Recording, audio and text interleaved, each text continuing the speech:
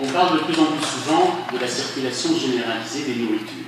La circulation d'une marchandise comestible produit plusieurs types de récits, mais il produit toujours du récit. Journal de voyage qui retrace les déplacements réels et supposés du produit.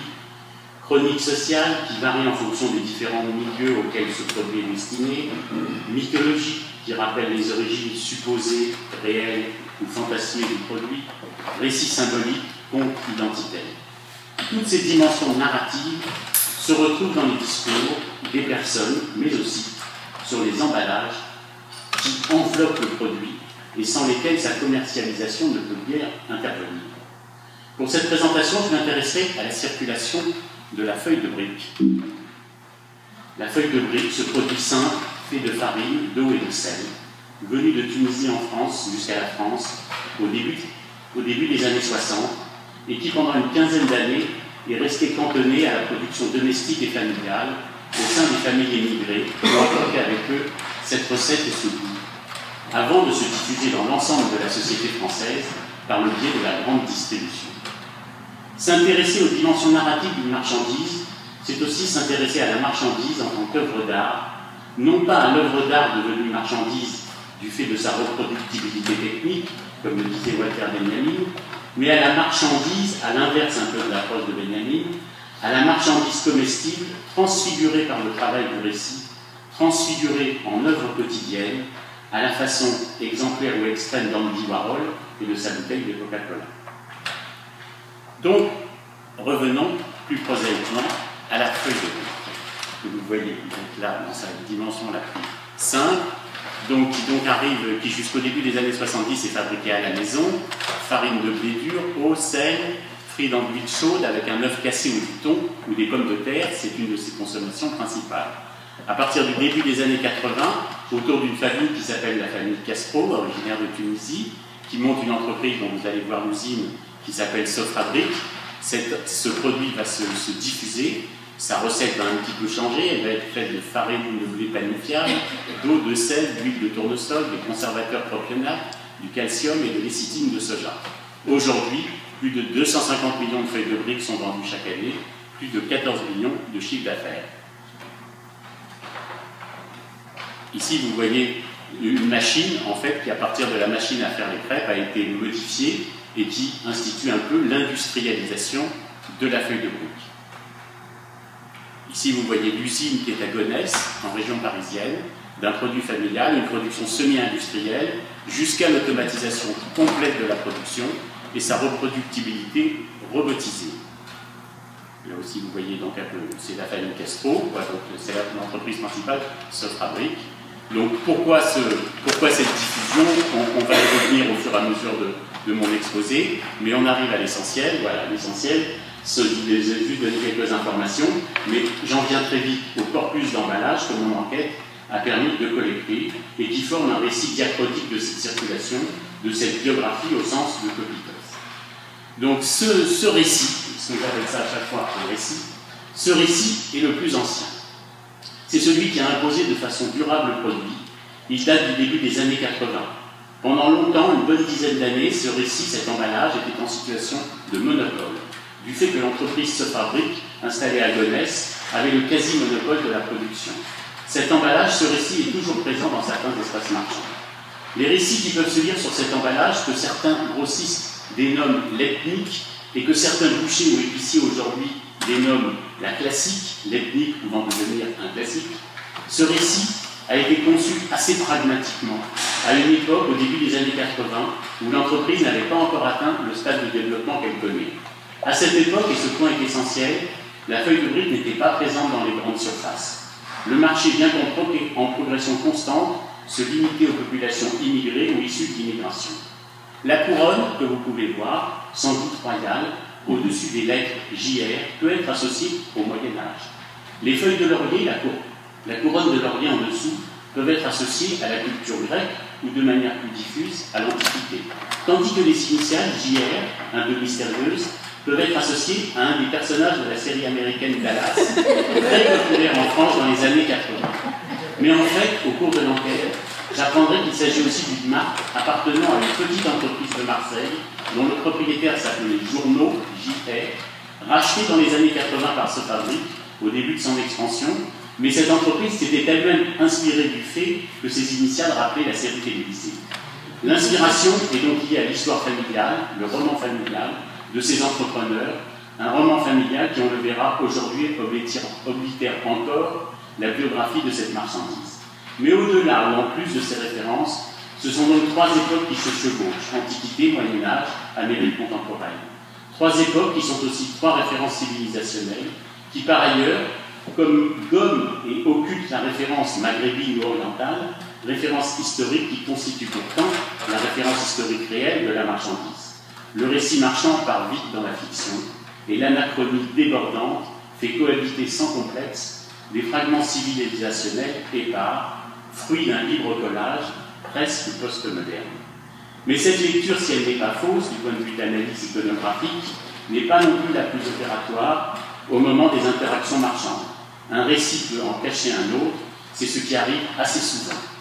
En effet, mon enquête, essentielle à ce niveau, a montré que les acteurs du marché, les grossistes, les épiciers, retiennent avant tout la couleur verte en tant que couleur de l'islam, d'autant que c'est cet emballage qui, pendant des années, est le plus présent dans les boucheries halal fréquentées par des populations musulmanes immigrées ou issues de l'immigration. Sachant qu'au moment des fêtes du Ramadan, depuis les années 90, où cette fête est de plus en plus fêtée en France, la production des feuilles de briques est multipliée par 5, 6, 7. C'est devenu un plat traditionnel pour couper le jeûne avec des dattes et du lait fermenté. De ce point de vue, la couleur verte peut être lue comme le signe majeur ou dominant qui éclipse les autres signes peu lisibles par les consommateurs. Mais, comme je le disais, le récit est complexe, car à ce trait s'ajoute le logo K dans un coin certifiant que le produit est certifié cachère, un signe présent depuis le début des années 80. Cette présence s'explique en partie du fait que la famille qui est à l'initiative de cette industrialisation et de diffusion est une famille juive de Tunisie, bien que dans ses débuts, cette famille n'affirme pas du tout une appartenance religieuse.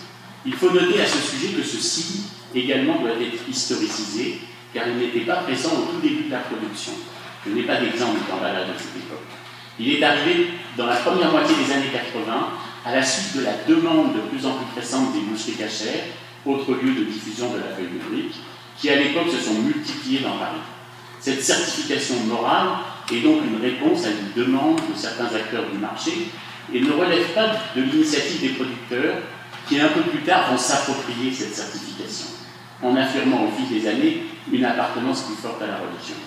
De ce fait, la diffusion de ce produit est concomitante d'une présence religieuse et communautaire de plus en plus forte dans l'espace public français et parisien, en particulier une présence que la tradition politique française maintenait jusque-là dans l'espace privé des familles. Le récit est toujours aussi politique. En bas à droite, notons une rubrique ingrédients, obligation de tenue légale dans les années 80, mais sans précision des quantités, et une recommandation de conservation à moins de degré.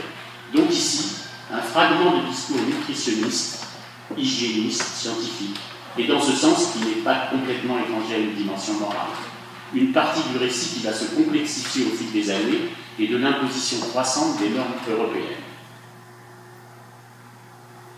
Les 4 suggestions d'une recette qui figurent au dos, cigares pitons, briques à l'œuf, pastel roulé à la pâte d'amande, font référence à des recettes habituelles au Maghreb, ce qui rejoint le référent culturel emblématisé par la couleur verte qui domine. Pendant une quinzaine d'années, c'est le seul récit diffusé par Sofabrik entre 1980 et 1995.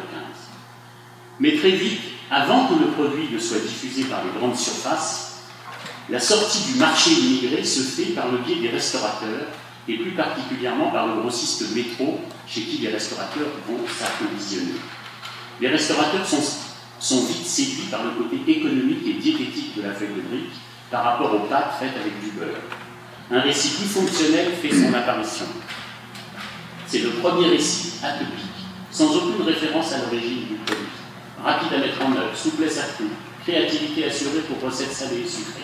Le cycle Sofabrik, c'est toujours la même entreprise, est réduit. Les films à une phrase, les films pâtes du soleil, une référence plus neutre. Un récit plus fonctionnel, plus productiviste, tourné vers l'innovation. C'est vraiment la sortie de la sphère domestique, l'entrée dans l'agroalimentaire capitaliste. C'est peut-être le début du désenchantement du récit, l'âge post-exotique ou post-coloniale qui émergent.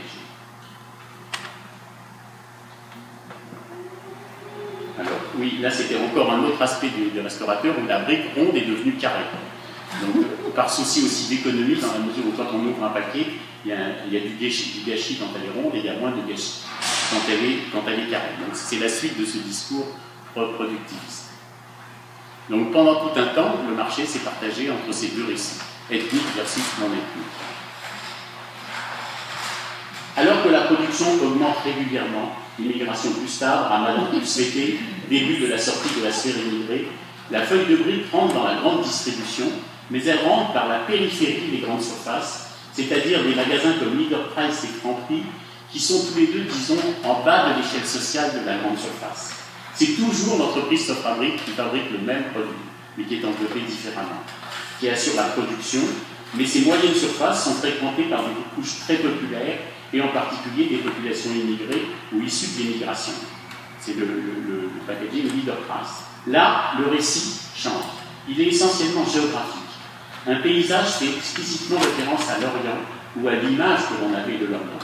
Un paysage basique, stéréotypé, désertique, dépaillé, une mosquée, une architecture qui serait propre à ces régions, qui ne sont pas définies géographiquement avec précision.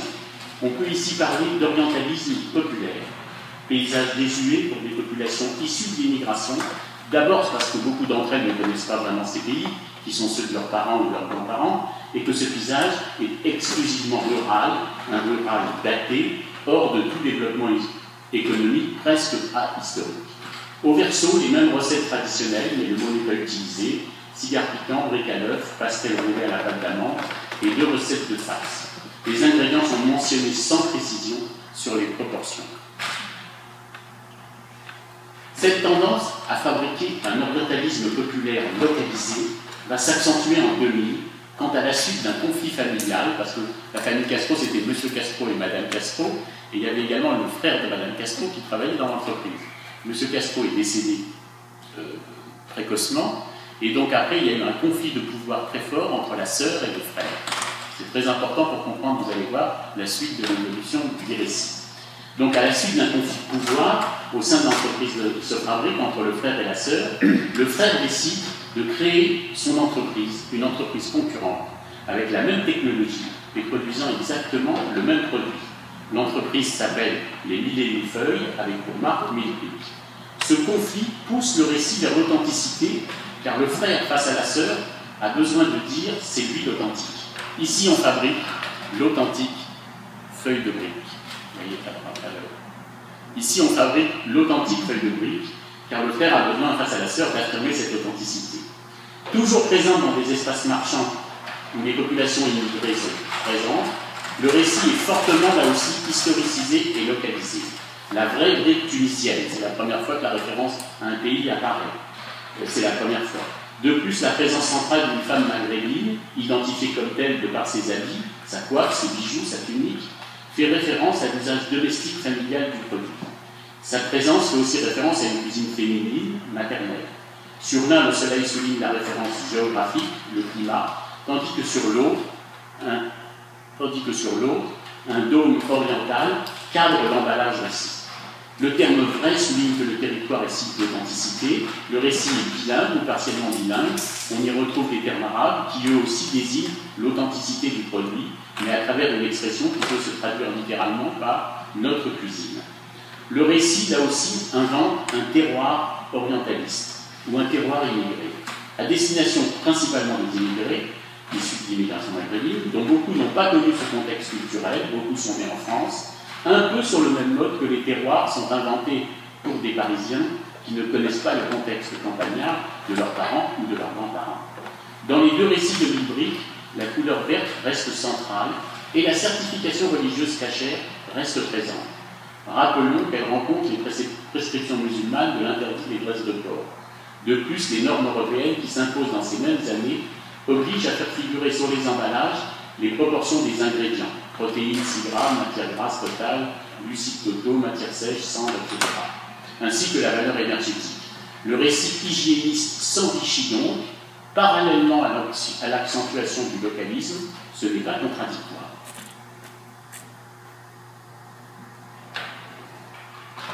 Puis, tout en restant niché sur un marché immigré ou d'ascendance immigrée, à la fin des années 90, la feuille de brique élargit son audience, bien au-delà de la sphère immigrée d'origine, et va bientôt intéresser la grande distribution et se diffuser dans les hypermarchés alimentaires tels Carrefour ou Auchan. C'est toujours ce fabrique qui est le producteur principal, mais là le produit est distribué sous une marque de distributeur, en l'occurrence Croustipat. C'est l'occasion de produire un récit radicalement différent. Le paquet compte désormais 8 ou 6 feuilles, également dans un processus de rationalisation. Au monochrome vert se substitue une version polychrome ostentatoire et flashy, jaune, rose, orange, blanc, bleu, rouge, vert. La brique est ici présentée sous la forme de 3 réalisations culturelles, culinaires, qui s'inscrivent dans des habitudes culinaires françaises salées, avec les corolles, et sucrées, avec au centre un dessert sous forme d'une sorte de millefeuille flamboyant aux framboises et à la crème. Apéritifs, plats et desserts réussis, dit la phrase d'accroche, sont mis en avant l'ensemble des modes de cuisson, four, poêle, friteuse, ce qui est nouveau. La faible valeur calorique par feuille et la faible teneur en matière grasse, moins de 2%, sont mises en avant, à côté de la certification religieuse cachère, qui est toujours présente mais beaucoup plus discrète. Les valeurs nutritionnelles sont inscrites au verso sous 4 rubriques, énergie, protéines, glucides, lipides. Il s'agit d'un récit sans aucune référence orientaliste, géographique ou anthropologique, imaginé ou non, un récit ahistorique, atopique, un récit polychrome, avec cependant la permanence d'une certification religieuse qui diminue et d'une certification hygiéniste qui se précise et prend plus de place. Au milieu des années 2000, le fameux conflit dont je vous ai parlé entre le frère et la sœur rebondit au niveau des grandes surfaces, puisque les Mille et une feuilles, entreprise du frère, prend contrat avec Herta, qui est une filiale de Nestlé, premier groupe agroalimentaire mondial. Sur l'emballage Herta est mis en avant le même type de recette et le polychrome est également de rigueur. Mais il y a une surenchère des récits relatifs à la certification hygiéniste et religieuse, surenchère qui s'explique aussi par la concurrence entre le frère et la sœur. Herta s'engage, charte qualité, engagement numéro 11, moins de 2% de matière grasse en moyenne, contrôlé par un organisme indépendant, toute une surenchère à ce niveau. Quant à la certification religieuse, elle est moins discrète que chez Croustipat, ce n'est pas non plus étranger au conflit familial. Ce récit s'inscrit dans un contexte englobant. Nous sommes dans la fin des années 90, au début des années 2000. La feuille de brique séduit les chefs français qui l'intègrent à leur recette, souvent cuite au four, ce qui élimine l'huile de friture. Elle vient remplacer les pâtes au beurre, jugées moins diététiques et d'un coût plus élevé pour la fabrique de formes culinaires réputées traditionnelles, telles les croustillants, les aumônières ou les corolles. À partir de 2000, ces recettes se diffusent par le biais de magazines grand public et par Internet. Ces nouveaux consommateurs peuvent lire la certification cachère comme une garantie de qualité et de traçabilité, ou bien tout simplement l'ignorer. Dans cette image, la dernière, vous voyez une image presque shakespearienne du roman familial qui voit le frère et la sœur concurrents cohabiter dans la même gondole d'un hypermarché, conflit ignoré bien sûr par le consommateur. Mais pourtant, il y a vraiment un conflit entre les frères. Pour conclure, autour de ces variations narratives, je dirais cohabitation de 4 styles, pour revenir au récit. On constate certes que pour se massifier et sortir de sa sphère d'origine, le récit doit finir par complètement occulter l'origine géographique et donc historique du produit, selon un schéma, disons, grossièrement assimilationniste. C'est l'oubli assumé du local que symbolisent les versions, celles-ci, polychrome et flashy. Ça, c'est tous les styles. Donc, c'est l'oubli assumé du local que symbolisent les versions polychrome et flashy par rapport aux versions monochrome, le vert, culturellement connoté. Ce choix narratif promeut des valeurs d'efficacité, d'économie, de santé, de plaisir, qui au final illustre de façon morale un certain idéal de modernité. Mais dans le même temps, deuxième style, le premier récit, celui à gauche, dans un style presque postmoderne dans son éclectisme symbolique et culturel, qui d'ailleurs néglige lui aussi le local, se maintient et se construit comme référence classique, tout en étant dénommé l'ethnique. Il promeut une certaine antériorité, il était le premier, et porte des valeurs plus ou moins communautaires, plus ou moins religieuses, liées à cette antériorité qui devient son style. Troisième style.